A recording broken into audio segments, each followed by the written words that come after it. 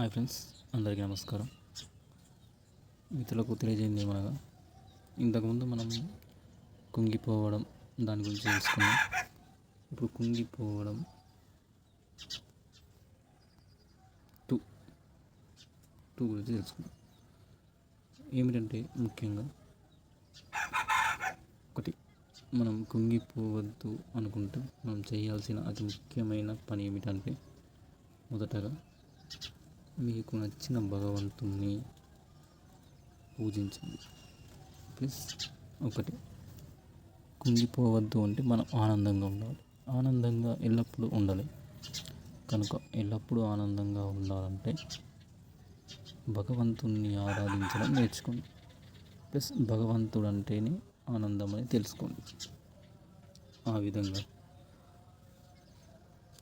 కొన్ని పురాణాలు, రామాయణాలు, భాగవతం ఇవన్నీ భగవంతుడే ముఖ్యుడు అని చెప్పడం జరిగింది. కుల మతాలు వేరైనా మీకు ఇష్టం వచ్చిన భగవంతాన్ని పూజించండి. తద్వారా మీకు నిజమైన ఆనందం కలుగుతుంది. మరి అతి ముఖ్యమైన పాయింట్ ఏమనగా, ముఖ్యంగా చూడండి,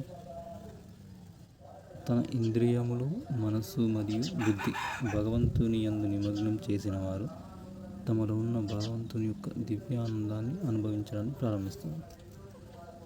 ఎప్పుడైతే మీ యొక్క మనసు, బుద్ధి భగవంతుని యందు ఉంటుందో అప్పుడు మీకు ఆనందం అనేది వస్తుంది. కాబట్టి మీరు ఏం చేస్తారు అంటే, ముఖ్యంగా ఇది మెయిన్గా చూడండి. ఓకేనా? ముఖ్యంగా మీకు ఇష్టం వచ్చిన భగవంతుని మీరే పూజించండి. తద్వారా మీకు అనేక రకాలుగా ఆనందాన్ని కలుగజేయడం జరుగుతుంది. ఇది ఫ్రెండ్స్, నేను ముఖ్యమైన సమాచారం. Thank you.